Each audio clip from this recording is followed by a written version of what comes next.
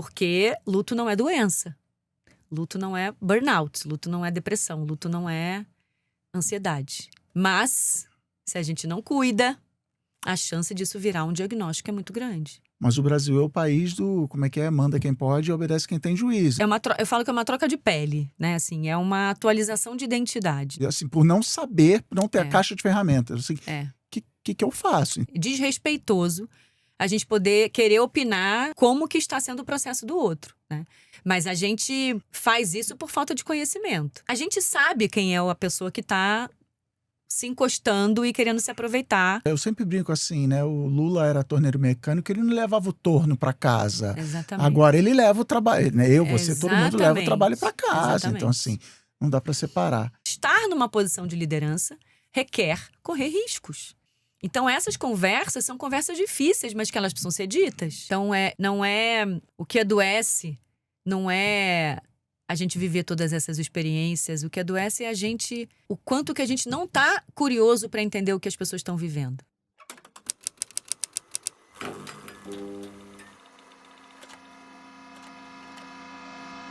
Boa noite, internet. Boa noite, Brasil. Eu sou o Cris Dias e hoje a gente vai falar de luto de novo, porque em novembro de 2023 a gente, aqui no Boa Noite Internet, recebeu a Laura Capanema aqui nessa mesa, falou de luto. Vamos falar de luto, foi o episódio.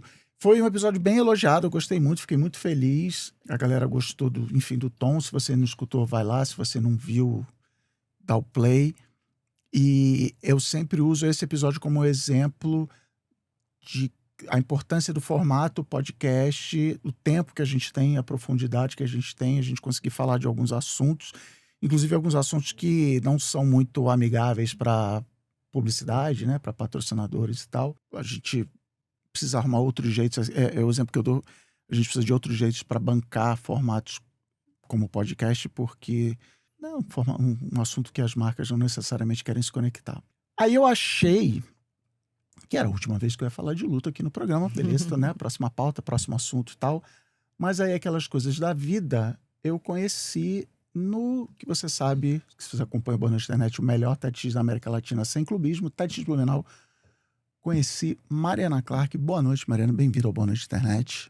Boa noite, internet. Boa noite, Brasil. Prazer enorme estar aqui, Cris. Obrigada pelo convite. Boa, vamos lá. Vou ler a mini bio dela aqui, que tem uma palavra que quebra locutor. Quer ver? Mariana Clark, que é psicóloga, escritora e suicidologista, com MBA em Gestão de Recursos Humanos, especialização em Psicologia Positiva, especialista em perdas, lutos e manejo da saúde mental no contexto organizacional e agora TEDx Speaker, palestrante do TEDx Blumenau. E eu fui um dos preparadores dela, junto com o Humberto. Ela falou sobre lutos corporativos, era um termo que eu não conhecia antes da gente começar a trabalhar.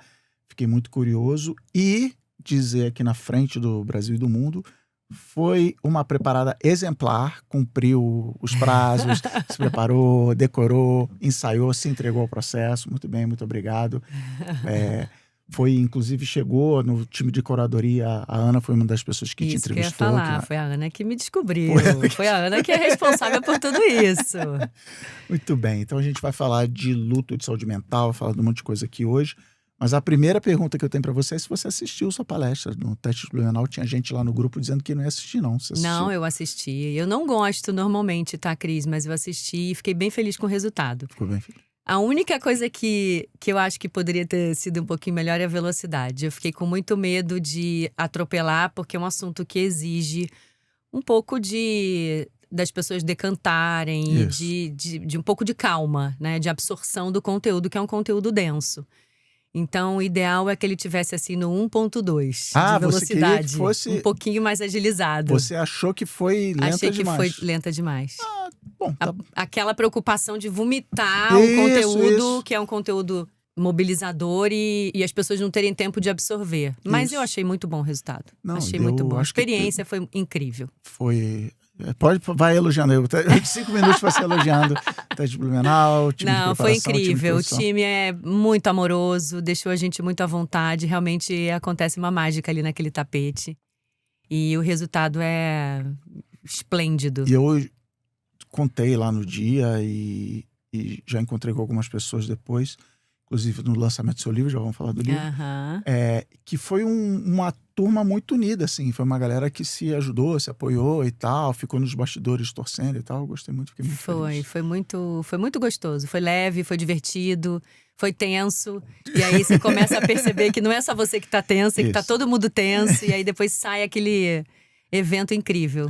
Foi o E aí, máximo. enquanto a gente estava se preparando, foi um processo de 3 meses, você falou, gente, fechei o livro, vai sair meu livro e tal, que está aqui, Lutos Corporativos. Exato. Procurei nas melhores livrarias, no aeroporto. Ajude a esgotar esse livro pela editora Intrínseca. Lutos Corporativos, como lidar com a dor e o sofrimento de colaboradores e manter o bom desempenho na sua empresa. Tá aqui, vou deixar o link na descrição. Sempre eu gosto de falar, se você comprar algum produto pelo meu link, pode ser que eu ganhe alguma comissão, mas estamos aqui indicando o livro. Vou botar também o TED Talk na descrição do episódio. Mas vamos começar então pelo básico. O que é luto corporativo? O que é esse termo que você lançou? Como você define luto corporativo? Então, Cris, esse é um conteúdo inédito, né? Durante o meu primeiros meses de processo de escrita, e foi muito a construção dos meus últimos anos depois de fazer uma transição de carreira, de começar a contar o que eu estava fazendo dentro das empresas, já que é um trabalho muito novo. Eu gosto muito de escrever, para mim a escrita é um processo de muito ressignificar e elaborar as minhas questões e as minhas próprias dores. E como eu vim do mundo corporativo, passei 18 anos no mundo corporativo, na área de recursos humanos. E foi essa transição que você falou? Foi essa transição que eu fiz há 6 anos. Eu adoro contar essa história que eu tinha uma sala, imagina, eu era executiva de RH na última empresa que eu trabalhei. Eu tinha uma sala com cortina, com porta e uma caixa de lenço. As pessoas chegavam, tem um minutinho? E aquilo virava um consultório. A gente brincava que era um consultório de Freud. Eu nunca fiz área clínica, mas eu sempre fui uma pessoa que gostou de trabalhar com desenvolvimento humano e não é à toa que eu fui fazer psicologia. E esse tem um minutinho virava uma catarse.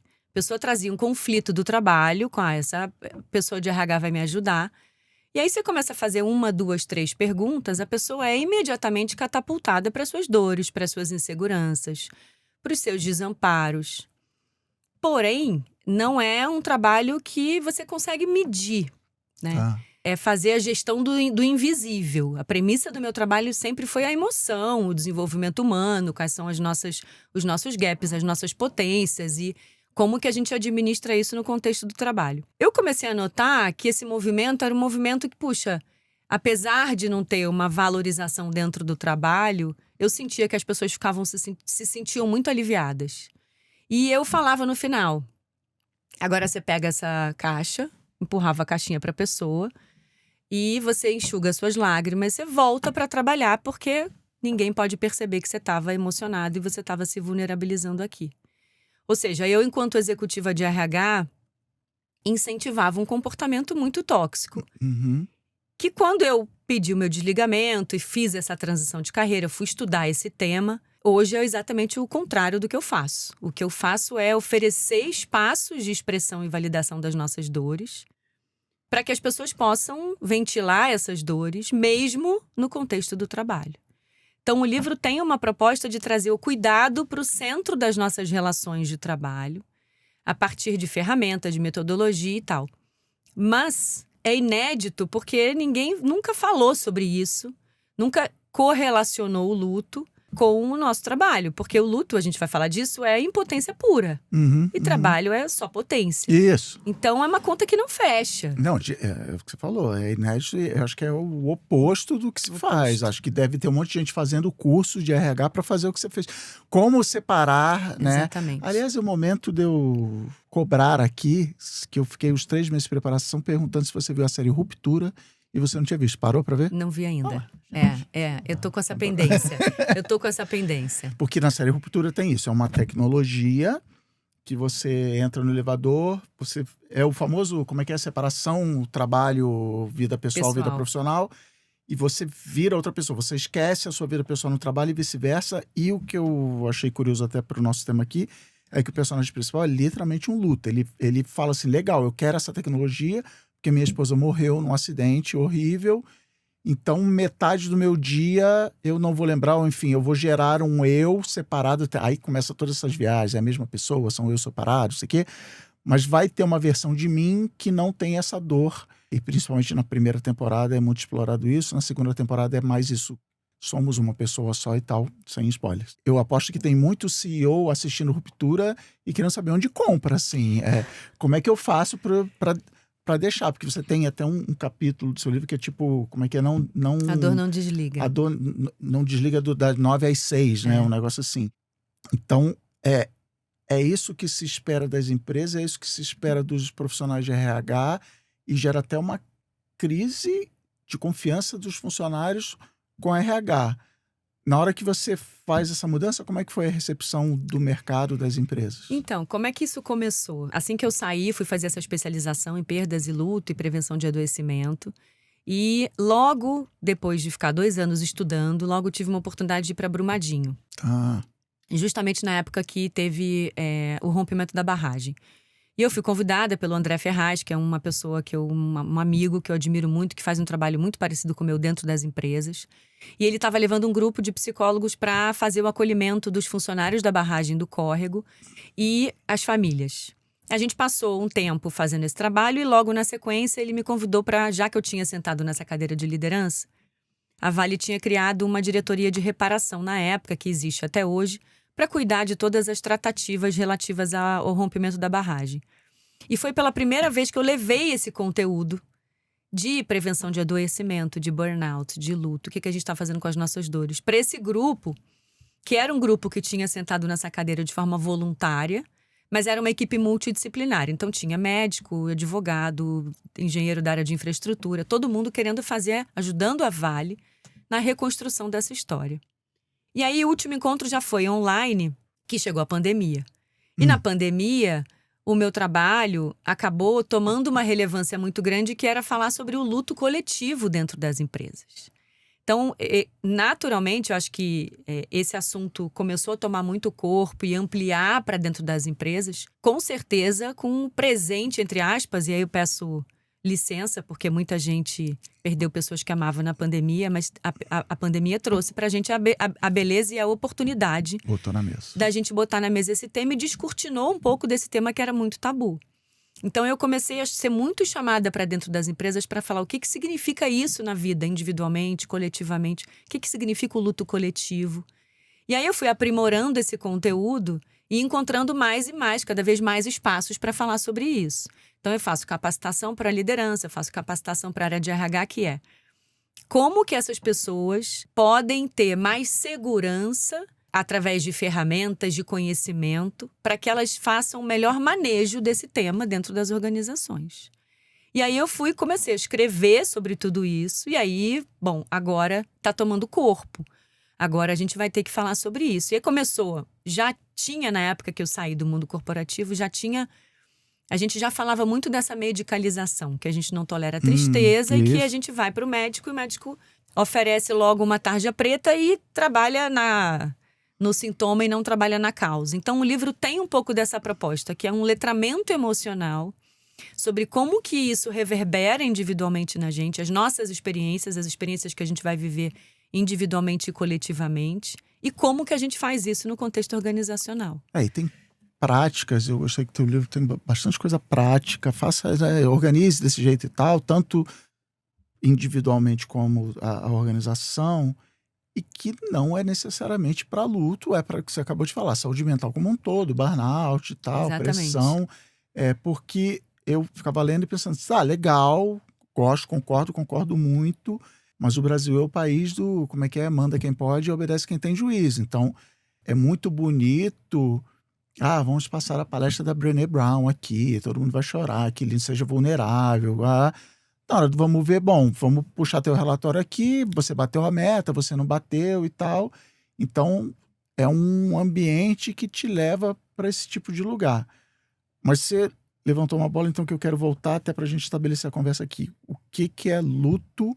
Porque aí eu acho que uma das primeiras coisas que eu aprendi com você no processo foi que luto não é só o parente morreu, né? Então, o que é luto? Então, o luto é um processo esperado e natural à medida que a gente perde um vínculo, que a gente rompe um vínculo.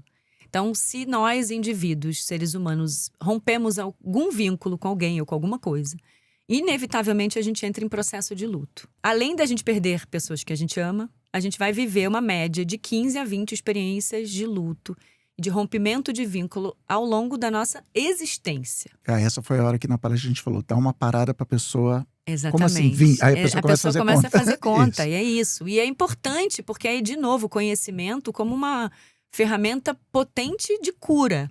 Né? Eu sei que eu fui reverberada nesses momentos da minha vida, agora eu sei.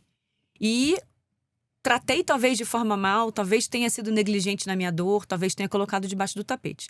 E foi isso que a gente fez a vida inteira na nossa relação com o trabalho. É uma máquina, eu tenho que ser uma máquina potente e o que a minha dor, como você estava falando, fica de escanteio. E eu vou falar eu como um homem, mas eu particularmente assim, não é nem no trabalho, assim, na vida, assim, Exato. meu tio morreu, um tio querido morreu, sei lá, semanas atrás. Liguei pra minha tia e tal, mas assim, não liguei nem pros meus primos, e assim, por não saber, por não ter a caixa de ferramentas, assim, que eu faço? Imagina no trabalho que você tem que ser Exatamente. Só potência pura. Então, é um processo que eu falo que é uma troca de pele, né? Assim, é uma atualização de identidade. Não adianta. Se a gente não prestar atenção como que isso reverbera individualmente na gente, aí já eu falo sobre as dimensões, nossas dimensões todas que são afetadas, a chance da gente passar um caminhão por cima é muito grande, porque a gente vai colocando para debaixo do tapete, tem um piloto automático, tem boleto para pagar, e tudo que você não quer é ter que parar a vida para poder escutar alguém que está sofrendo, porque move on, né? Aspas, estou acompanhando um caso recente, uma funcionária perdeu um filho, o único filho de 8 anos. A empresa me ligou para ajudar na tratativa, no encaminhamento, no manejo. Vamos conversar com a liderança. Precisa conversar com a liderança? Precisa. Gostaria de saber como é que a liderança está lidando com isso. Você pediu para conversar e eles disseram que não precisa. Chega a liderança. Ai, Mariana, então, muito chato, tô muito preocupado, mas a gente deu para a funcionária o tempo que ela precisar ficar afastada. Sendo que a licença de luto são 3, 4 dias. Ou seja, ninguém se recupera em 3, 4 dias de nenhuma dessas experiências, né? Depois eu volto para falar quais são elas além da morte. E aí, conversa vai, conversa vem, você faz uma pergunta, faz outra pergunta. Ele falou, a gente não pode afastar ela? Não, a gente não pode afastar porque ela não tá doente. Aí, a gente não pode dar férias para ela? Não, a gente não pode dar férias porque férias é para descansar e não é para tratar luto. Então, é batata quente. No final, ele me confidenciou que eles estavam no meio de uma implementação de um sistema e que ele não tinha condição de acolher. E aí volta a história da batata quente, que é RH querendo dividir isso e compartilhar a responsabilidade com o liderança, com a área, líder. E o líder, pelo amor de Deus, RH, cuida disso pra mim, porque a minha vida não pode parar. Isso. Então, uma pessoa que eu entendo essa liderança, uma pessoa que pressionada, com um prazo para colocar um projeto no ar, só de pensar, de ter que parar, né? Como você disse, 1, 2 horas do dia para poder acolher uma funcionária que está nesse estado de crônico, de dor aguda, vai comprometer o resultado dele. Então, ele fica em pânico. Além de não saber lidar com a situação. Então, o meu trabalho é isso, é pegar na mão e falar, não tem como você colocá-la de escanteio. Isso não vai fazer bem a ela. Como é que a gente repactua? É metade do tempo, talvez, dela em casa, ela vai ficar 2 ou 3 horas na empresa, se ela não se sentir bem, ela pode voltar para casa. Vamos correr riscos juntos. O que a gente não pode é incrementar mais uma camada de dor na vida dessa família, dizendo que agora ela vai ficar de escanteio, porque a empresa está implementando um sistema. Não é possível. Então, isso é letramento emocional. Eu tenho que explicar para o líder que isso não é o melhor caminho, porque luto não é doença. Luto não é burnout, luto não é depressão, luto não é ansiedade. Mas, se a gente não cuida, a chance disso virar um diagnóstico é muito grande. Mas é o contrário que você já falou, é o contrário do que uma empresa significa. Então tem que falar com a liderança dela, a liderança da liderança da liderança, que, sei lá, supor que essa empresa aí é uma construtora, vai subir um prédio. Cara, a entrega da obra vai atrasar um dia que seja, porque agora... Não, mas eu vou pagar a multa sabe, assim, é o famoso dominó que acontece muito porque a empresa ou o sistema no qual a empresa está inserido Não tolera. não tolera falhas Não de hipótese tolera. alguma, especialmente desse tipo. E aí, talvez, a gente até tem dispositivo de doença, tipo, INSS, que licença, beleza, né? Uma vez quebrei o pé, fica em casa e tal. Mas é isso, não é doença, não é remédio e tal. É complexo, não é... É o que eu falo, é muito complexo lidar com isso. Porque, de novo, quando você pensa neste gestor específico, ele tem as próprias dores dele. Isso. Então, ele é catapultado. E ele vai ser afetado por Claro. sentar para conversar com ela. Claro, e ele sabe que ele vai ser afetado e ele vai ser catapultado para suas dores. Tanto que, no final, quando você vai um pouquinho mais a fundo na conversa, porque eu perdi uma pessoa e para mim é muito difícil ainda. Claro, é difícil para todo mundo. Mas se a gente não quebrar essas barreiras e não derrubar esses muros, a gente não vai mudar os ponteiros da sociedade, que são assustadoras as estatísticas de adoecimento, né? Então... E rola uma coisa que eu imagino seja de geração, que é assim, 20 anos atrás, quando eu estava nesse cargo aí, aconteceu comigo e eu engoli o choro. Exatamente, eu fui em diante. Exatamente, Cris. Exatamente. E o mundo mudou. E a gente agora pode falar sobre isso. Errado, né? Exato. Isso, a gente pode falar e a gente sobre... está doente, porque a gente viveu nesse lugar, né? A gente está, nossa geração, uma geração medicada, muito doente. Tanto que tem pesquisas que falam que os mais jovens olham para cima e falam, eu vou ser líder? Sem vida, sem equilíbrio, me negligenciando a minha família, a minha saúde, meus prazeres. Hipótese, não quero isso pra mim. Eu botei nos stories ontem uma imagem que eu achei no Reddit, não sei quem era, uma mulher, não sei se ela é psicóloga, se ela é CEO, o que ela é. E era um corte de um podcast com legendinha amarela assim, ela falou, os jovens não querem ser líder. Ué, eles olham pra gente, burnoutado, doente, medicado, não sei o que ela vou querer ser... Não, ninguém vai querer ser líder. E, enfim, esse problema. Mas vamos voltar lá porque eu me adiantei aqui. Luto não é só morte. Quais são as outras situações de luto? Aí, essas outras situações que a gente vai viver de 15 a 20 são o divórcio, perda de animal de estimação, síndrome do ninho vazio, o diagnóstico de uma vida que ameaça de uma doença que ameaça a continuidade da vida, aborto, infertilidade, amputação, mudança de trabalho, sobretudo aqueles casos onde não há nenhum respeito na saída do funcionário. Mudança de país, tudo que a gente rompe o vínculo, né? Ou seja, a gente precisa reaprender a viver uma vida que a gente não conhece. E é por isso que dói, porque tiram o nosso chão. A gente vai para um lugar de muita insegurança, né? Então, como que eu volto para trabalhar depois que eu passei por um processo, por exemplo, de me divorciar? Como que eu opero no mundo a partir dessa dimensão existencial, que eu era uma pessoa casada e agora eu sou uma pessoa divorciada e eu nem sei caminhar na rua com esse novo título, né? Eu não sei operar no mundo quando eu perco um bichinho de estimação e para algumas pessoas é como se fosse um filho. E aí eu chego no trabalho muito isolado nessa dor, porque o luto ele tem uma característica de muita solidão.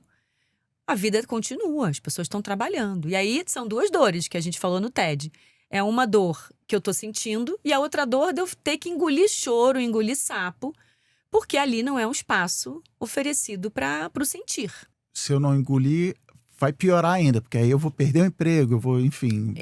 Eu ouço relatos assim, Mariana, eu entendo o que você está me dizendo, mas eu estou há 2 anos com meu filho na 3ª tentativa de suicídio e ninguém do meu trabalho sabe. Porque eu tenho medo de perder o meu trabalho. E com razão, né? Eu... tanto no outro episódio sobre luto como esse, eu consegui entender que o segundo episódio do Bônus de Internet, que se chama Você Não é o Seu Crachá, eu fiz pelo meu luto de carreira. Foi o divórcio, porque eu perdi meu sobrenome. Meu nome completo era Cris do Facebook. Eu passei a ser só o Cris. Eu surtei, eu pirei, eu falei, eu vou fazer um podcast para explicar para as pessoas que eu não tô bem. E aí eu brinco que é o lema não oficial, já oficial do Bônus de Internet, que é você não tá maluca sozinha. E até quando você estava falando da pandemia, que colocou na mesa, é assim, sim, agora eu tenho certeza que está todo mundo que atenta, morreu aqui, mas não morreu ali e tal. Não, galera, é isso, a morte é a pauta do ano, então vamos falar sobre isso. Então acelerou esse tipo de coisa. Mas você falando desses outros lutos que não são de morte, que eu vou chamar de os lutos não óbvios, não reconhecidos, rola também, imagino, uma preocupação de que o meu luto, então, não é digno, né? Tipo, morreu meu bichinho de estimação. Pô, mas a fulana do almoxarifado perdeu o filho, o único filho com 8 anos de idade. Então a gente também fica se segurando. Como é que é essa luta? Relativizar a dor é uma belíssima ferramenta. Que é, sim, eu perdi um emprego, talvez. Mas o meu colega do lado perdeu o filho. Eu acho que essa é uma boa ferramenta que é a gente relativizar para tudo na vida. Agora, o que a gente não pode é esperar que as pessoas tenham reações mais agudas ou menos agudas, a depender da hierarquia dessa dor. Tá. E aí, vocês até falaram, você com a Laura falou um pouco dessa que não tem regra, não tem régua da dor. Eu falo que não tem dosador de dor. Porque cada um de nós chega para essa experiência com uma mochila cheia ou vazia de experiências anteriores, histórias anteriores e repertório e ferramentas e recursos para dar conta dessa experiência. Então é injusto eu falar que uma pessoa está sofrendo, ainda está sofrendo, ou já está saindo, já está curtindo a vida, né? Porque perdeu alguém e já está aí atropelando a dor. A gente não tem condição, é negligente, é desrespeitoso a gente poder querer opinar como que está sendo o processo do outro, né? Mas a gente faz isso por falta de conhecimento. A gente fala para uma pessoa que perdeu um bichinho de estimação, tranquilo, você compra outro, ou você adota Já outro. adotou outro. Ou para uma avó que morreu. Mas tudo bem, né? Ela estava tão velhinha. E aí, se você não sabe qual é a relação que eu tinha com essa avó, às vezes ela pode ser como se fosse a minha mãe, né? Você não tem o direito de falar isso. Não, e é o que você falou, tirou o chão, né? Tira o chão da pessoa. Faz sentido. Beleza, é da vida. Mas... E daí mudou, é um momento no calendário que tem um antes e depois. É isso. E aí, tudo isso fica reforçando o tabu e reforçando a dificuldade que a gente tem de lidar com essas situações. Porque são situações que a gente, às vezes, quer arrancar a dor do outro com a nossa própria mão, e que a gente não é capaz. Nem nós, cuidadores e psicólogos que trabalhamos com isso, não somos capazes. Mas eu sou capaz de conectar o meu humano com o seu humano. Eu sou capaz de ajudar você a encontrar suas próprias ferramentas para você dar conta dessa elaboração. Agora, eu não quero falar disso. De novo, aqui não é ambiente para isso. Aqui não é ambiente para chorar. É mimimi, né? Então, a gente fez tudo muito ao contrário do que a gente poderia ter feito, e agora tem uma tentativa de consertar. Da gente repensar a forma como as empresas estão se organizando do ponto de vista de pessoas, resultados e cuidado, para que a gente consiga, sim, alcançar os resultados, e isso não está em questão, as empresas precisam gerar resultado, mas a gente pode alcançar o resultado e cuidando um pouquinho melhor das pessoas, sendo respeitoso com a dor das pessoas. Eu não estou dizendo que aquilo ali vai ser um muro de lamentação, mas como que a gente encontra bordas, programas, ferramentas, espaços de expressão para que as pessoas se sintam menos desrespeitadas na sua dor. Uma coisa que eu falo muito, praticamente todo Boa Noite Internet, eu falo de quanto eu sou apaixonado por palavras. Eu digo que toda palavra é mágica, porque ela traz ela explica, ela revela muita coisa. E uma das minhas expressões favoritas é recursos humanos, né? Porque é isso, é o nome do departamento onde você trabalhava, toda empresa tem, a partir de um determinado número de funcionários. E está dizendo, você é um recurso. Tem o parafuso, tem o tanque de gasolina e tem você, um recurso humano. E a dor das pessoas é essa. E muito dessa discussão de inteligência artificial agora é das pessoas... Não, eu sou criativo, eu sou o gestor, eu sou aqui o líder que inspira as pessoas. E aí chega uma máquina que diz, não, eu vou fazer o que você faz. Então eu também sou um recurso humano. Mas... como quebrar isso? Porque você acabou de falar, a empresa tem que dar resultado no final e tal. E tem uma preocupação que eu já ouvi amigos meus que, enfim, são donos de empresa ou têm cargos de liderança em empresa, que assim, é meio que você falou do muro das lamentações. Tá, mas se eu for fazer isso com todo mundo, cada um vai trazer. E aí um amigo meu, ele tava nervoso um dia, ele falou assim, outro dia uma pessoa da minha empresa morreu, a cantora, não sei o que lá, e aí disse que não podia trabalhar porque estava muito triste. Francamente, isso aqui, eu achei legal que no livro, um dos juros que você lista é morte de pessoas famosas. E aí, tá bom, legal, entendemos, valorizo, estou aqui para te apoiar. Mas o líder tem que bater a meta e ele também está de olho nisso, da pessoa que vai transformar numa coisa maior, juntando com a parada de relativizar. Ah, não, desculpa, fulaninho, cantora famosa morreu, não, Taylor Swift se separou, não pode. É uma loucura isso, porque óbvio que tem pessoas que se aproveitam, gente. A gente tá falando de seres humanos. Uhum. Mas quando a gente pensa em alcançar os resultados de uma organização, a gente tá falando em levar as pessoas para sua máxima potência. Uhum. Para mim, numa posição de liderança, número 1, bullet points ali do número 1, da principal característica de um líder é levar as pessoas para sua máxima potência. Já que eu tenho que atingir um resultado que nos foi combinado quando você me contratou. Você é meu líder, você me contratou. Eu tenho bagagem, repertório, conhecimento para poder contribuir com os resultados da sua área, né? Ou seja, você quer me levar para o crescimento, para a minha potência máxima, para que eu entregue aquilo que eu combinei lá na entrevista, que eu sou assim, eu me formei assado, tive essas experiências. Eu não consigo alcançar a minha potência máxima se eu estiver num processo de dor.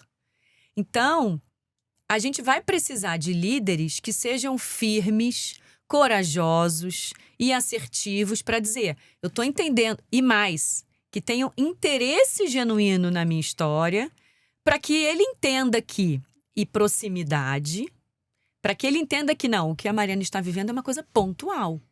E se a gente tem uma relação de estreita, de intimidade, de confiança, não vai haver, né, na maioria dos casos, que é muito difícil mesmo, não vai haver desconfiança de quando eu falar, Cris, estou com uma situação aqui delicada. Se a gente tem uma relação de confiança, você vai acreditar em mim. A gente sabe quem é a pessoa que está se encostando e querendo se aproveitar, ir lá no médico do trabalho para poder ter um diagnóstico. A gente sabe quem são os que estão se aproveitando. Então, a gente vai precisar de lideranças que tenham essas conversas difíceis. Desculpa, eu entendo que isso possa ter te afetado de alguma coisa, mas tem um limite. E aí vamos correr risco junto, porque tem agora o compliance, agora tem as denúncias. A gente vai ter que correr risco sim. Estar numa posição de liderança requer correr riscos. Então essas conversas são conversas difíceis, mas que elas precisam ser ditas. Eu tô lembrando de uma história que você conta no livro que o CEO falou para a equipe que o seu trabalho é ajudar a sua equipe a realizar os sonhos. E aí alguém da diretoria falou, mas eu não sei os sonhos de cada funcionário. Aí ele falou, temos um problema então. Exatamente. Que é o papel, seu papel não é fazer cumprimento, como é que é isso? Como é que é essa... Exato, porque assim, era uma calibragem de RH, né, o exercício de RH, que era um grupo de gerentes, a diretora da empresa. E aí a gente vai botar planos de sucessão. O Cris vai assumir uma posição daqui a 2 anos. O lugar do William Bonner. O Exato, César Tralli vai... Exato, é isso. E aí vem lá o presidente e pergunta, mas você acredita que fulano tem interesse em assumir essa posição e vai ter que talvez se mudar para o Rio de Janeiro com a família? Isso pode gerar? Não sei. Como você não sabe? E aí ficou aquele silêncio doído na sala. Eu, como RH, conduzindo aquele trabalho, você não sabe. Como você não sabe se você tem 5 pessoas na equipe, você não sabe o sonho das pessoas da sua equipe? A gente está fazendo o que aqui, então? É isso. E o Simon... Mas é porque é meio que você falou do mundo mudou, essa é uma mudança, porque até, sei lá, outro dia, não sei se tem mais experiência do que eu, me conte aí. O papel do líder não era saber os sonhos da sua equipe, era garantir que a meta seria cumprida. Piloto de planilha ou não, sempre Erramos, foi. né, Cris? Erramos. Porque assim, se você tem um grupo de pessoas que trabalham com você e você é uma pessoa que está ali liderando para alcançar aquele resultado, se você não conhece o que essa pessoa faz, o que essa pessoa gosta, o que é que ela faz no final de semana, como que ela faz para se nutrir de outras questões além do trabalho, tudo isso envolve esse interesse genuíno que você tem que ter pelo cara que está trabalhando com você. Simon Sinek, né, que é um grande autor, estudioso das lideranças, ele fala isso. O líder tem que ter interesse genuíno pelo outro. Você precisa entender o que está se passando. Porque se você não entender o que está se passando integralmente na vida do seu liderado, você não vai conseguir saber aonde que ele está pecando, aonde que está o ajuste necessário, aonde que você tem que ser mais permissivo, aonde você tem que cobrar mais resultado. Não, e até assuntos que não tem nada a ver com luto ou sofrimento e tal, é uma coisa que eu aprendi num desses treinamentos de liderança e tal, é assim, eu tenho 2 funcionários. quando manda bem, quer ir lá na frente e todo mundo aplaudir. O outro é, pelo amor de Deus, não me bota isso. nessa que eu vou fugir. Então, entender até... Perfeito. É uma leitura de cenário, sabe? Você poder ter uma capacidade de observar as pessoas e saber como elas operam no mundo, o que é aquilo que deixa elas mais motivadas, o que é aquilo que vai, talvez, baixa autonomia, talvez com uma pessoa possa ser uma coisa bem desmotivadora, a outra você prometeu uma coisa e não cumpriu, e aí você esqueceu de voltar lá e falar, puxa, desculpa, não deu o que eu combinei. Então, é uma conversa que exige que a liderança tenha que fazer um investimento de energia, de tempo. E é quase que discutir a relação. E discutir a relação é chato, às vezes é muito chato. Não, eu odeio. Eu sou um grande defensor de então, conversas difíceis e falo, odeio. Não queria conversar nunca, mas se não conversar é pior. É isso, é pior. Então, quando a gente tem uma relação saudável, para chegar no nível de uma relação saudável, você tem que ter feito 1 milhão de conversas difíceis. Né? Então, acho que isso é que a gente tá. Essa é a minha proposta no livro, que é como que a gente reconstrói essas relações entre líder e liderado para que haja proximidade dentro do que for possível para esse líder, claro, respeitando também os seus limites, mas para que ele se aproprie da vida do indivíduo, para que ele tenha capacidade de ajudar na hora que o cara precisar. Você usa essa expressão líder-cuidador, né? Tem 2 tipos de líder, qual é o outro? O que eu trago como líder-cuidador é aquele que vai não só olhar para as questões do resultado, mas que também vai cuidar. Porque a gente tem um líder que talvez seja um cara mais comando e controle, que está muito distante e só atua na zona da cobrança. A minha proposta do líder cuidador é atuar na zona da cobrança, mas também atuar na zona do acolhimento. Se percebi e notei que você está passando por uma dificuldade e eu entendo que você é muito importante para o meu time e eu estou vendo que isso não é fazer cera, eu vou tentar te ajudar ao máximo que eu puder enquanto meu papel de líder. E aí eu trago muito esse conceito da responsabilidade compartilhada, que é, às vezes eu tenho que chamar RH para essa conversa. Às vezes a gente vai ter que abrir uma exceção de uma política. Só que se eu não chamo o RH para essa conversa, às vezes o médico do trabalho, às vezes o advogado do trabalho, para poder a gente, com novos saberes, corrermos os riscos juntos, enquanto RH, liderança, área médica, quem tiver que ser. Essa é a proposta. Como que a gente traz também outros saberes para que a gente não bote na conta do líder uma decisão que é uma decisão que às vezes pode prejudicá-lo. Uma coisa é eu tomar uma decisão pautada e baseada nas competências complementares de outras áreas. Porque aí não, a gente vai correr o risco juntos.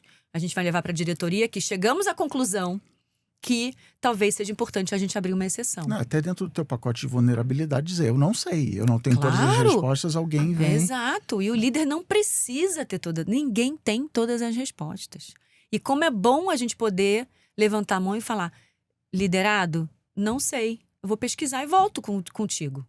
Essa é a beleza, né? Da gente poder estar trazendo esse assunto para dentro das empresas. É que você descreveu a cena lá no início da nossa conversa do seu escritório, você tinha sala, fechava lá, e você falou, tipo, né, com 2 perguntas, você destravava, você está destravando um monte de coisa aqui, na minha memória. A primeira é que, quando eu fui trabalhar no Facebook, quando eu entrei lá, tinha um líder, o líder do escritório do país, do continente.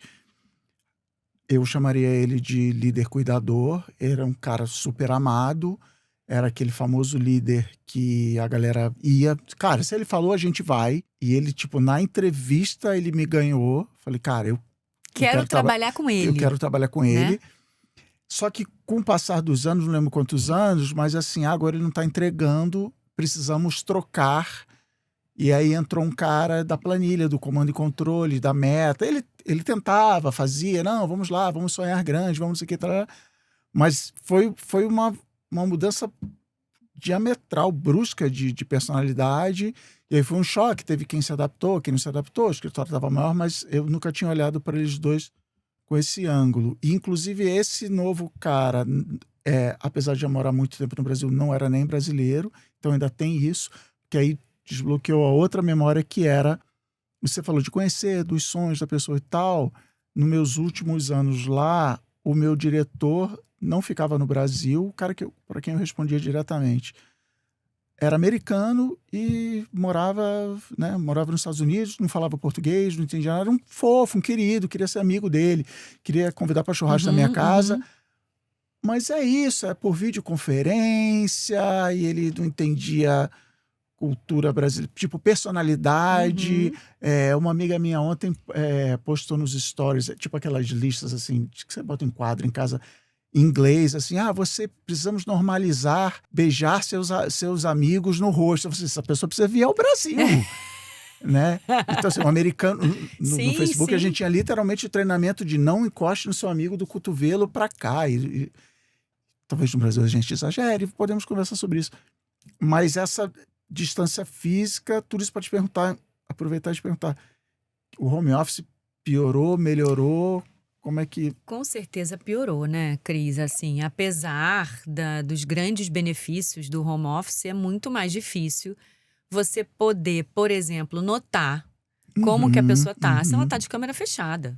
Ou se você não consegue minimamente uma vez na semana, ou duas, ou que seja duas, você encontrar essa pessoa presencialmente. Tá de câmera aberta, né? Ali na hora daquela reunião, um monte de telinha e tal. É isso, eu falo que luto corporativo é quando a gente esconde as nossas angústias atrás das câmeras fechadas. É quando a gente bota as nossas dores para debaixo das mesas de reunião.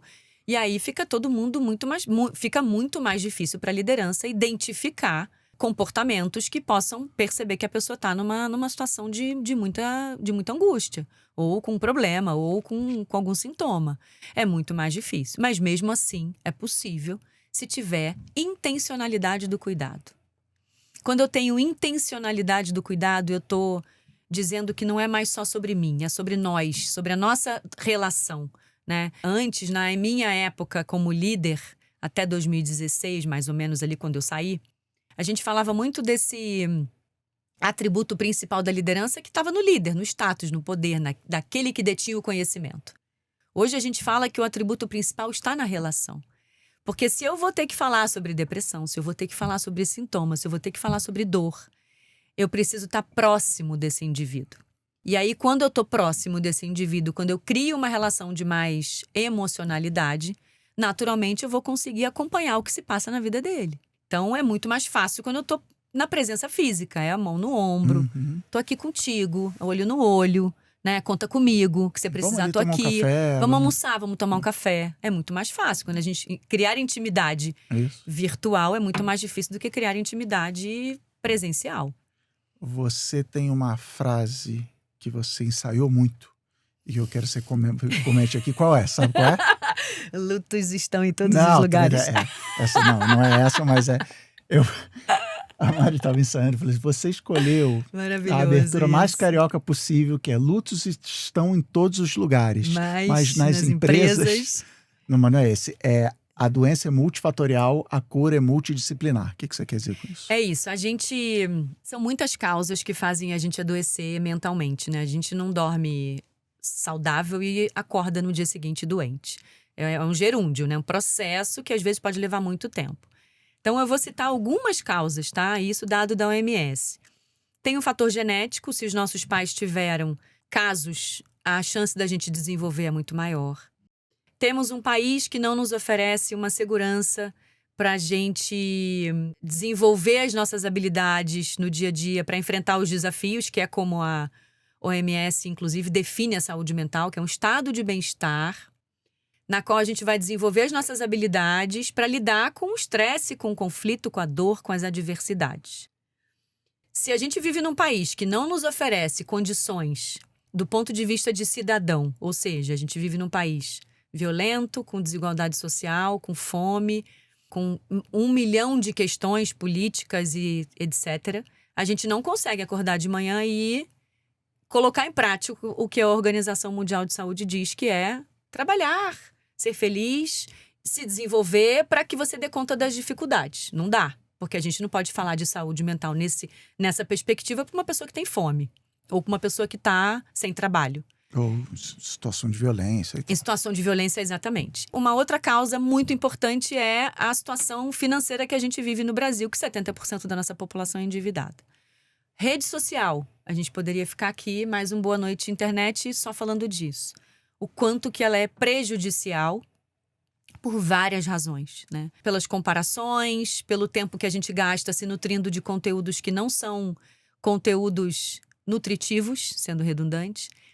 E porque a gente é sequestrado, às vezes, naquele negócio, e a gente, às vezes, passa 2, 3 horas e só recebendo às vezes violência, às vezes conteúdos que não te agregam em nada e levando você para lugares que a gente não precisava estar. Caloria vazia, eu chamo de, na melhor das Caloria hipóteses, vazia, maravilhoso, é isso, né? E além disso, as nossas histórias e as nossas experiências de vida que a gente acumulou ao longo da vida, que se você não cuidar, elas podem sim também se transformar num diagnóstico. Então, essas são, assim, algumas das principais causas dos nossos adoecimentos mentais. Quando a gente fala em cura, em tratamento, né? Embora cuidar seja muito mais barato do que tratar, e aí as empresas agora começam a entender isso. Quando eu falo de cura, eu tô falando de como que a gente vai se nutrir. E aí eu brinco que eu falo que a gente não pode se nutrir exclusivamente de trabalho, porque senão a vida fica muito vazia, né? Então, quais são as outras dimensões na minha vida na qual eu posso me nutrir para que eu consiga alcançar uma cura ou um tratamento, né? Então, olhar para o meu corpo, não negligenciar os sinais que o meu corpo está trazendo. Então, são outras disciplinas que podem entrar na nossa vida para ajudar a gente a entrar num processo de voltar à nossa funcionalidade. Terapia, caminhar na natureza, né? Até fiz um post essa semana dizendo que a gente não precisa de Pix para essa cura multidisciplinar. São prazeres que a gente pode colocar na nossa vida e que a gente sabe que fazem bem, emoções positivas, o tal do flow, né? Que é uma atividade que a gente faz e que você vai sendo desafiado e você entra e você nem vê o tempo passar de tanto prazer que aquilo te dá, né? Ligar para um amigo, ouvir uma música, são coisas que não exigem investimento financeiro. Então, são muitas as oportunidades e as formas que a gente tem de encontrar um caminho ou para prevenir ou para tratar, né?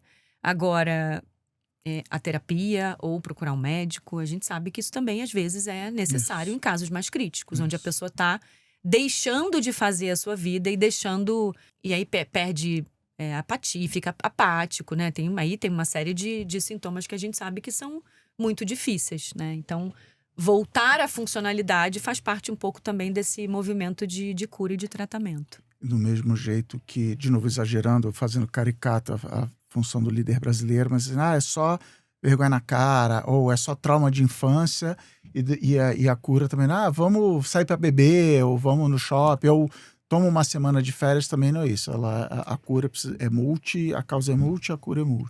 Eu falo, Cris, que é assim, eu li um livro há uns 4 anos atrás que chama Autocuidado de Verdade. E ele me ajudou muito a entender que a saúde emocional, a nossa saúde mental, não é simplesmente sobre equilíbrio entre a vida pessoal e profissional. Não é isso. O que é? Ela fala no livro. É um processo, um processo crítico interno, constante, da gente se observar. Da gente ser pesquisador da nossa própria pesquisa. Onde que eu quero estar? Onde que eu quero empregar minha voz? Quais são as brigas que eu vou escolher? Quais são os meus limites? Então, isso ajuda a gente a se autopreservar, a se autoblindar. Quando eu conheço os meus limites, eu não jogo na conta do outro as minhas questões, né? Quando eu conheço um pouco sobre o meu funcionamento, eu vou escolher se eu quero estar com você aqui, por exemplo. Não, eu não quero porque o Cris me gera um sentimento ruim. Ou porque a forma como o Cris me tratou no TEDx não foi uma forma boa. Se eu tenho um entendimento de como eu reajo e como eu opero no mundo, eu vou estar muito mais prevenida, né? Que é o nosso processo de autoconhecimento. Então, é um exercício para sempre. Não, até não gosto de dar entrevista, mas entendo que dar entrevista é importante para mim. Então, o que eu faço para conseguir dar uma boa entrevista? Perfeito. Agora, tem algumas situações que vão me engatilhar e eu sei que talvez eu entre, por exemplo, numa ansiedade. Isso não vai me fazer bem. Então, eu escolho não estar. Mas isso exige um processo interno e crítico e autocrítico diariamente. Para a gente entender, aqui dá, aqui não dá para mim. Ou, quando você diz que você tá com um problema e você empurra o problema para mim e eu absorvo esse problema e sofro com esse problema. Não. Embrulho de volta e, Cris, muito obrigada, te agradeço, mas isso não me pertence. Mas isso é um processo de autoconhecimento que a gente tem que ter e que a gente vai buscando todo dia e só no dia que a gente morre que ele acaba, né? Não é fazer um cursinho lá e tá pronto. Isso. né? É até bom você falar isso, que eu estava lembrando também de que teve um ano, todo ano tinha a convenção de vendas global do Facebook em São Francisco, que é o departamento, milhares de pessoas para São Francisco.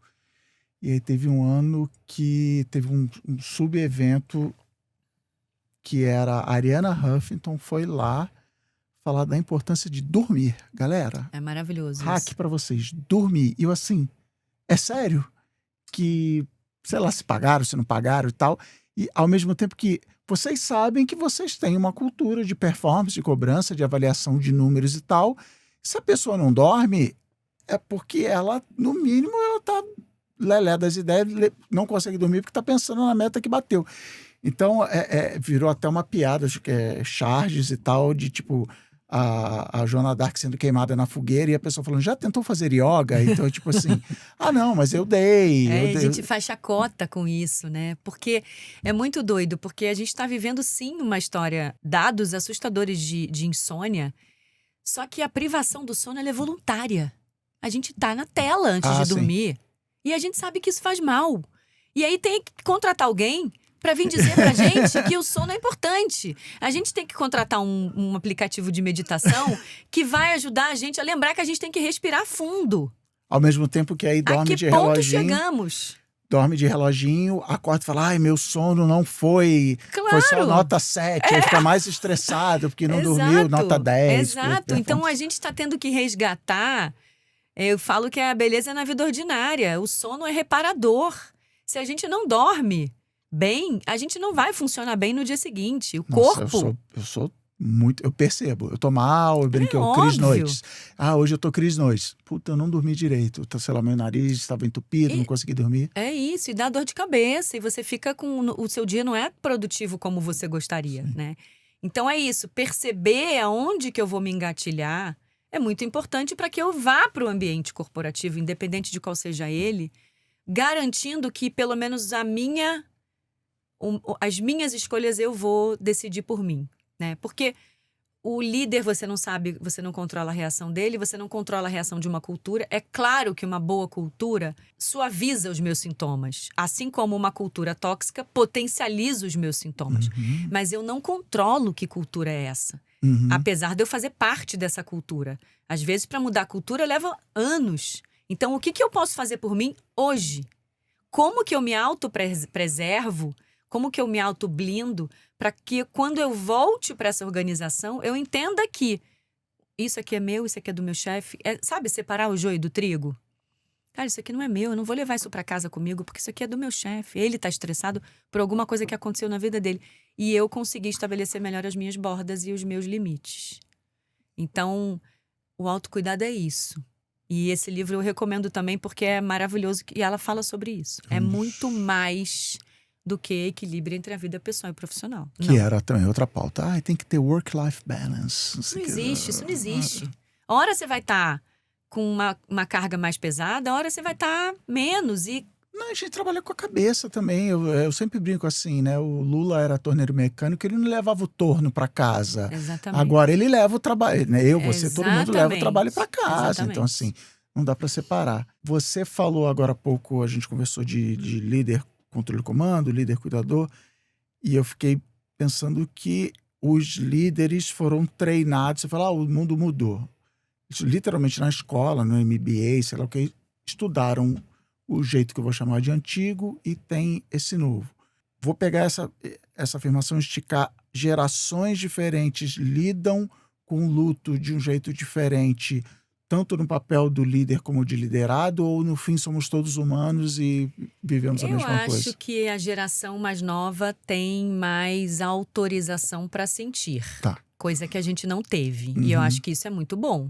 Né? Estão percebendo, talvez, com mais consciência, percebendo que os limites deles são bem mais respeitados do que a gente respeitou os nossos lá atrás. Eu acho que eles não negligenciam coisas que a gente negligenciou.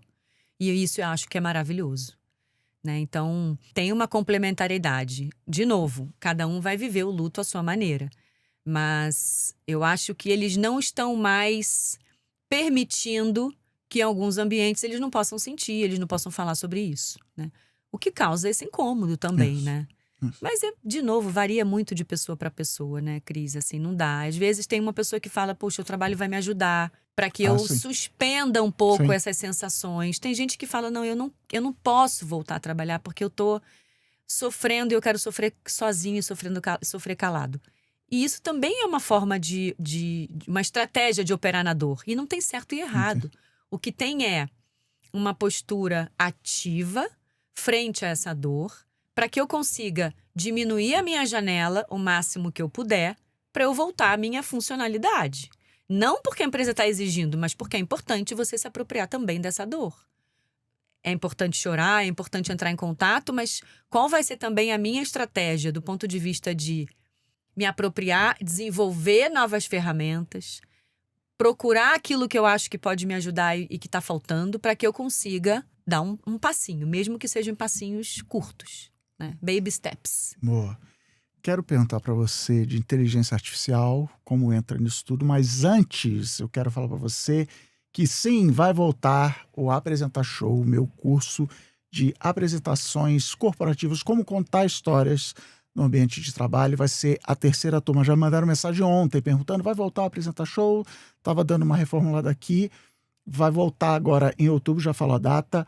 Mas se você não sabe, o Apresentar Show é onde eu abro a minha caixa preta de todo esse conhecimento que eu tenho na minha carreira de blogueiro, de funcionário da Meta, do BuzzFeed, de preparador do teste de Blumenau com a Mari aqui, por exemplo. E é um curso, então, de aulas ao vivo, não é pré-gravado, é pelo Zoom. A gente se encontra dia 6, 8 e 10 de outubro, são 2 horas de noite que a gente se encontra.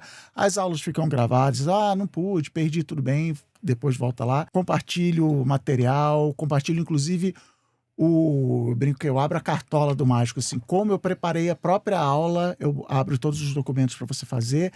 Na última aula eu gosto de separar um horário para quem fez o curso mostrar suas apresentações. A gente fica o tempo todo tirando dúvida, mas eu literalmente projeto a apresentação das pessoas na tela, mas é um curso muito focado em técnicas narrativas. Não é slide bonito, a gente fala de slide, a gente fala de design, mas eu gosto muito até do feedback que as pessoas dão do que acontece antes. Eu chamo de uma metodologia anti-ansiedade. Eu desenvolvi essa metodologia para mim, porque eu fico ansioso quando vai chegando a época de apresentação.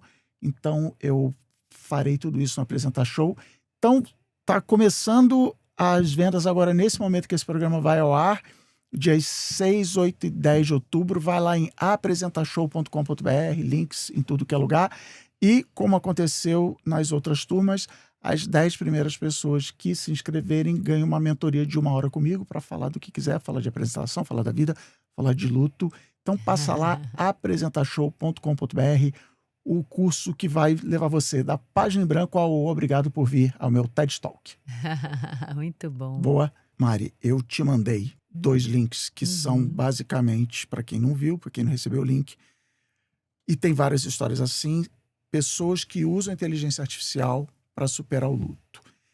E as 2 histórias são razoavelmente parecidas. Pega-se fotos de parentes que já morreram e faz um vídeo e, enfim, tentando ali algum tipo de reconexão, e as pessoas narram esse processo de fazer o vídeo como, ai, que legal, que fiquei feliz, fiquei bonito e tal.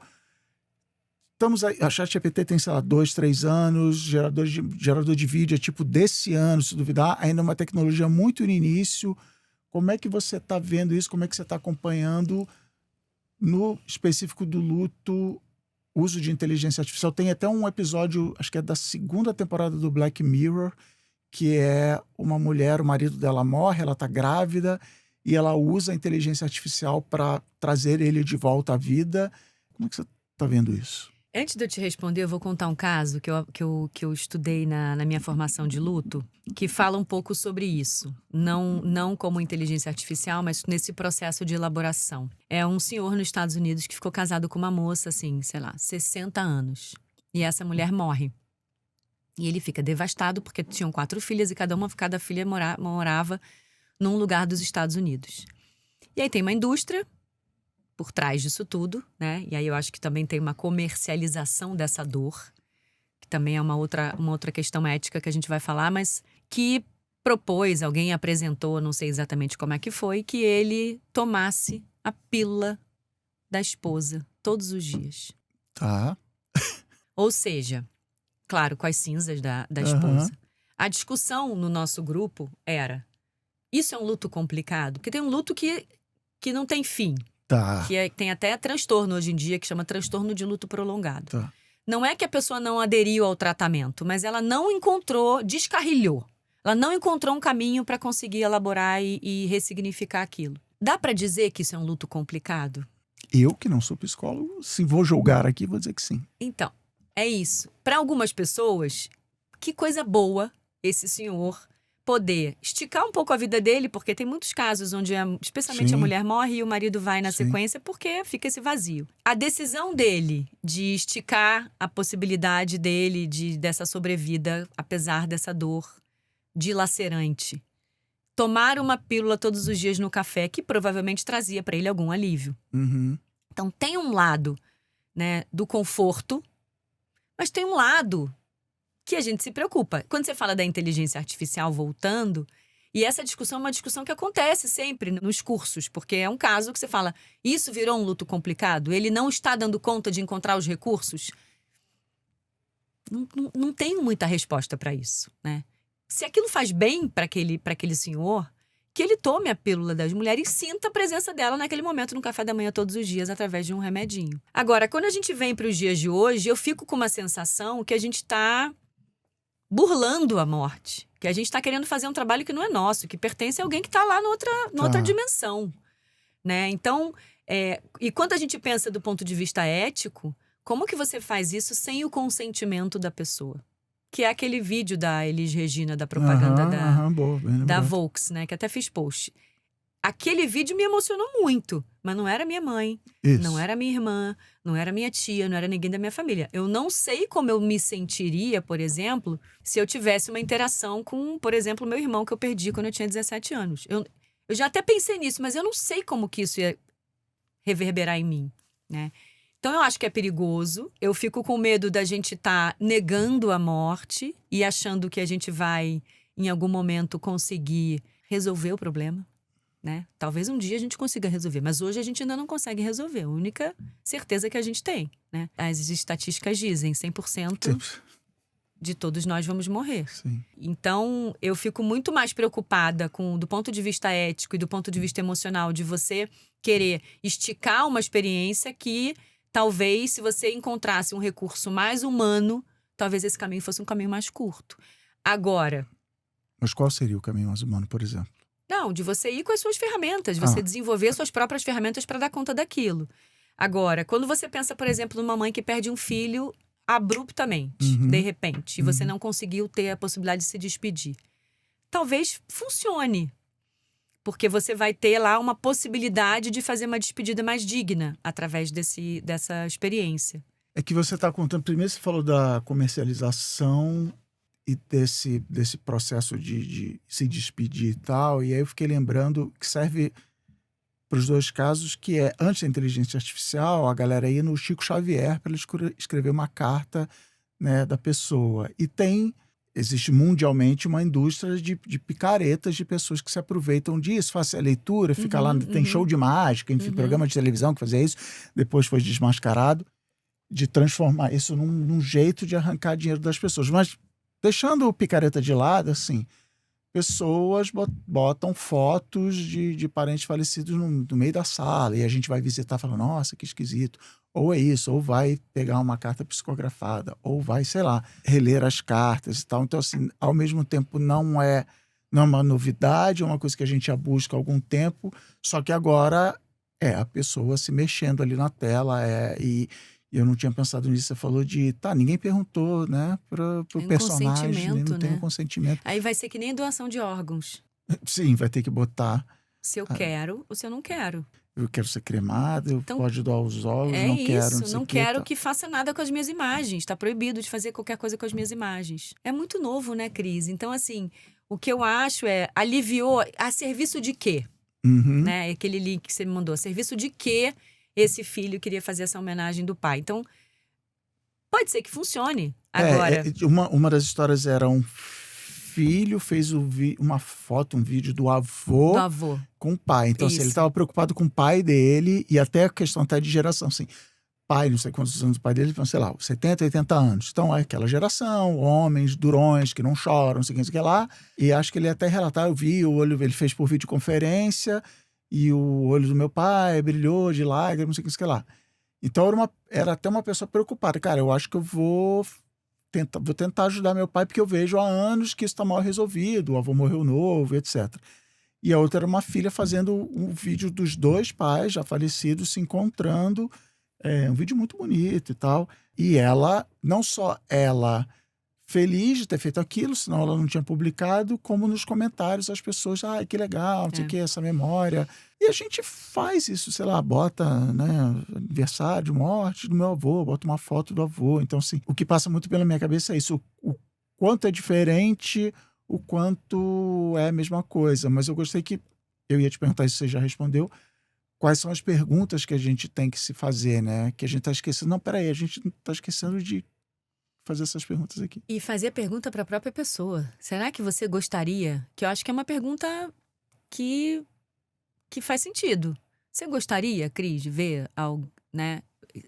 Eu não gostaria de receber isso como uma surpresa, por exemplo, se fossem fazer isso comigo. Eu ia me sentir mais respeitada se alguém falasse, você topa? Tá. Vou pegar a foto do seu irmão, vou fazer, não sei o que lá. Topa conversar com ele? Aham. Não sei. Agora, na Me dá um surpresa, tempo que eu vou pensar. talvez cause muita emoção, óbvio, mas você não sabe como e depois. Faz o que com essa emoção? Então, tem uma pergunta que é a serviço de que isso?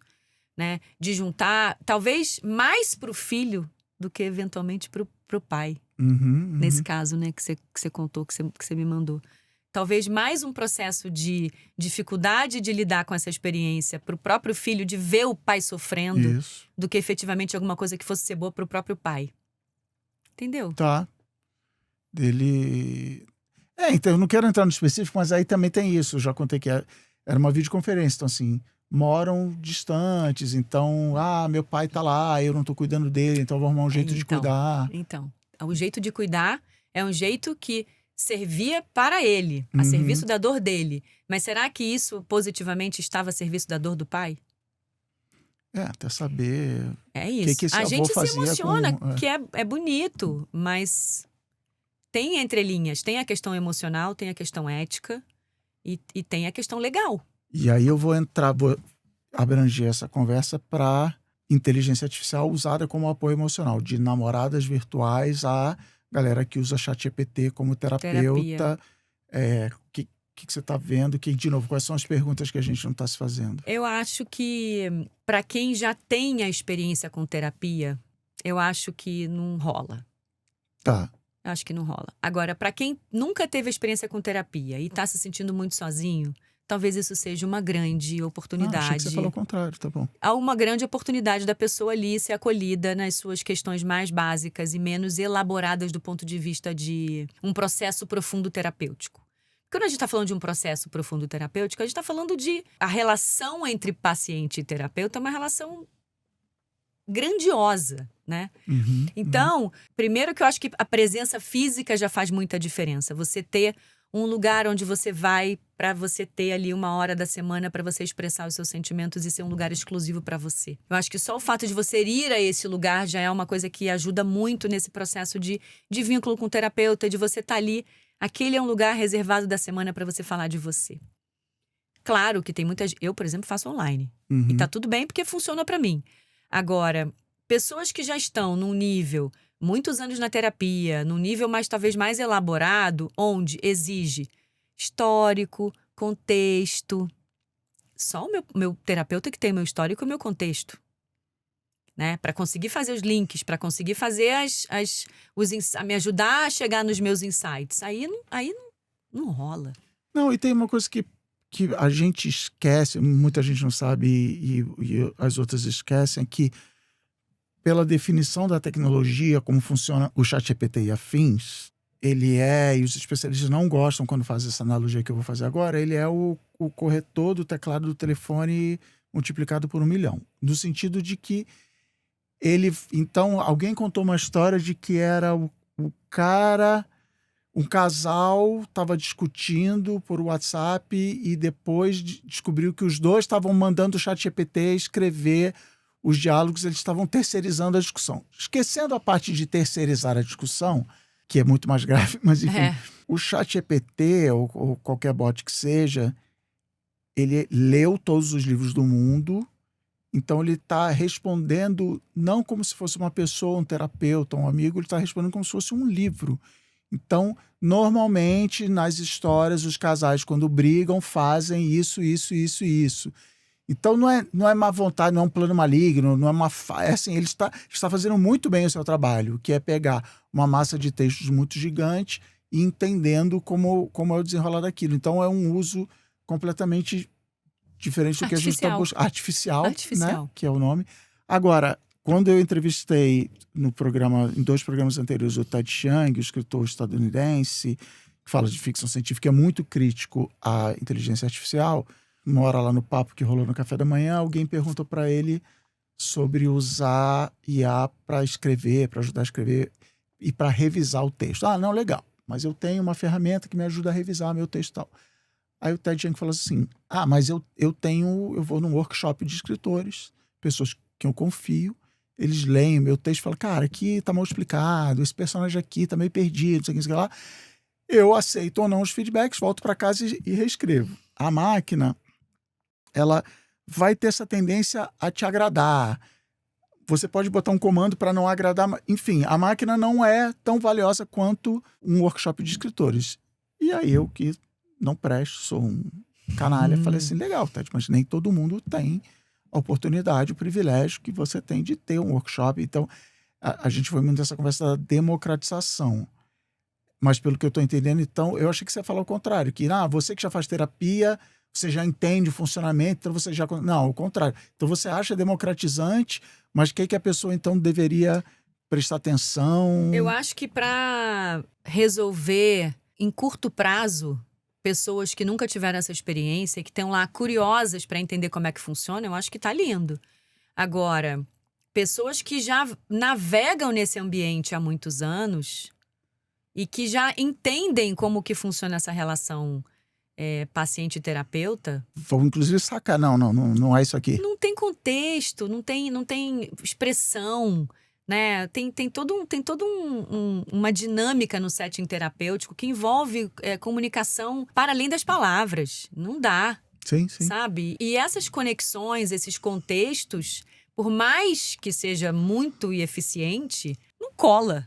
Eu acho que não cola. Não, é que uma das conversas que não só a gente teve como essa parte fora é uma das expressões chamada crise da solidão, mundo solitário e tal, e de que supostamente dizem que então o chatbot vai resolver a sua solidão, mas a resposta do Ted Chiang você já falou que isso é um produto, né? Alguém na verdade não está tão preocupado com a sua solidão, está preocupado em te vender um produto, então também ficar de olho nesse tipo de coisa. Porque eu acho que o exercício da conversa difícil, o exercício da terapia, leva a gente para lugares muito desconfortáveis.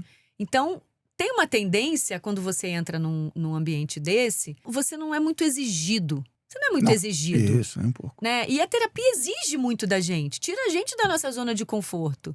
Cutuca ali. O terapeuta cutuca você em lugares que você não tá nem afim de ser cutucado. Então, acho que perde muito a assertividade. E quando a gente pensa em longo prazo, não sei se ajuda. Agora, acho sim. Essa turma que está na camada da solidão e que infelizmente não consegue ter outros acessos, entrar lá e conversar e bater um papo, certamente isso vai aliviar muito. Agora, eu acho que a experiência humana, ela é imbatível. Sim. Ela é imbatível. E você falou do online, eu cobrava muito. Eu comecei a fazer terapia com a última terapeuta que fez durante o lockdown, mas eu falo, quando acabou, tomamos vacina, então eu falei, presencial. Ela falou, cara, você é meu único paciente que quer fazer presencial. Todo mundo quer fazer online. E aí, um belo dia, ela manda no WhatsApp, assim, um texto que claramente era formatado. Eu, em nenhum momento, levei para o lado pessoal, mas assim, regras de convivência. Vai no banheiro, não precisa levar o computador. Não sei o que. Eu falei, caraca, a galera faz ela, você não tem noção. E era isso. E não só, e você falou isso também, não só estar lá presencialmente, mas o antes e depois. Não, agora eu vou parar o que eu tô fazendo, eu vou me deslocar até lá e no caminho de volta para casa eu vou pensar no que eu... E não, é tipo, fechei uma reunião, fiz a terapia, acabou, agora próxima reunião. Perfeito. Essa capacidade da gente de ir elaborando as coisas através da palavra, através das conexões, através das conexões que a gente faz de um episódio com outro episódio, de uma emoção com outra emoção. Então, não tem como. Eu acho que não tem como. Eu posso estar muito enganada, eu posso estar sendo resistente, mas eu não troco nunca uma possibilidade de ser desafiada, sabe? Nas minhas emoções, nas minhas escolhas, nos meus comportamentos, por alguém que está ali atento, sabe? Conhecendo o meu funcionamento e me cutucando. É isso que você falou, ele vai te dar a resposta que você quer ouvir. E o processo terapêutico é justamente o contrário. É a gente ir para lugares que a gente não pensou e nunca imaginou que a gente fosse. Frase que eu mais odeio do ChatGPT, do Claude Storey, você está coberto de razão. Que eu falo, ó, isso aqui não é não. Isso aqui não foi dito. Maravilhoso. Você está coberto de razão. E a gente perde a nossa capacidade crítica, né, Cris? Sim. Que é ampliar a nossa função reflexiva sobre mim, sobre o outro, sobre as minhas relações. E eu acho que isso é a grande beleza do humano, da terapia com o humano. Que você ser cutucada nesse lugar. De ampliar a sua função reflexiva e falar por que eu estou agindo da forma como eu estou agindo. Por que lá no passado tem uma história que conecta com esse padrão que eu estou repetindo agora? Mas é que a gente se acha muito esperto. A gente acha que, não, eu li a reportagem que o ChatGPT isso, que fez aquilo, que a pessoa entrou numa teoria da conspiração, mas eu não. Eu sou inteligente, vou perceber quando ele está me enrolando. Mas na carência e na solidão, você está suscetível e muito mais vulnerável a esse tipo de coisa. E nos vieses. Enfim, estamos chegando ao fim. Aqui nesse livro, como eu já falei, Lutos Corporativos, Melhores Casas do Ramo, você, no finzinho, você traz práticas, você traz um guia de como as organizações... Então, a gente falou muito na camada do indivíduo. Tipo, não fala, adota um outro bichinho e tal, mas para a gente fechar, o que as organizações podem já ficar de olho, alguém de liderança, de RH ou não, assistir isso aqui, ouvir esse programa, já pode começar a ficar de olho para implementar quais são os passos que você sugere? Eu acho que eu falo que cada empresa tem um nível de consciência diferente e um tempo de chegada nesse assunto diferente. Vem por diversas formas. Vem porque aumentou o número de afastamentos, vem porque o líder tem uma pessoa na família que está com um problema e quer falar do assunto, vem porque tem o vizinho do lado, o concorrente está falando, a natureza da dor é diferente o tempo todo. Mas, quando a gente pensa num letramento emocional, que é uma oportunidade de você levar a psicoeducação, levar conhecimento para que as pessoas consigam entender do que se trata, molhar o pé ali, sentir a temperatura daquela água e conseguir efetivamente entender, puxa, agora qual vai ser o passo novo que a gente vai dar? Aonde que está o maior gargalo? Qual é a área que tem um problema maior, mais crítico? A gente está falando de uma cultura que é uma cultura mais permissiva ou mais comando e controle ou mais tóxica e conseguir identificar mais ou menos quais serão os próximos passos de uma intervenção. Então, eu sempre digo que o letramento emocional através dessa psicoeducação é um primeiro passo mais importante. Vamos começar a falar sobre o tema. E vamos entender como é que isso repercute nas pessoas. Aí tem empresa que fala, Mariana, eu tô te ligando porque eu queria que você ajudasse a gente a diminuir o número de afastamentos. Não trabalho com esse tipo de... Muitas vezes eu sou chamada para isso. Esse objetivo não trabalho, não sou essa pessoa, né? Não, mas a gente precisa diminuir, a gente pode fazer um trabalho, a gente pode capacitar, mas eu não garanto que as pessoas vão. Ao contrário, eu vou cutucar as pessoas vão abrir feridas e a gente precisa dar conta dessas feridas. Como que a liderança vai ajudar a fechar essas feridas depois? Porque é isso, a partir desse engajamento com o tema que a gente vai conseguir pensar nas próximas estratégias de... É a visão míope de que é a quantidade de dias afastado que afeta o resultado da empresa e não todas as coisas que a gente conversou esse programa inteiro. Então, não é o que adoece, não é a gente viver todas essas experiências. O que adoece é o quanto que a gente não está curioso para entender o que as pessoas estão vivendo. O quanto que a gente não está querendo saber. Porque dá trabalho. Exige tempo, dedicação. Muito bem. Mariana Clark, seu livro Lutos Corporativos. Muito obrigado por vir ao Boa Noite Internet conversar Foi um com a gente aqui. prazer. Nos vemos em Blumenau ano que vem, não sei. Quem sabe? Boa. Muito Obrigado, obrigada. gente. Prazer enorme.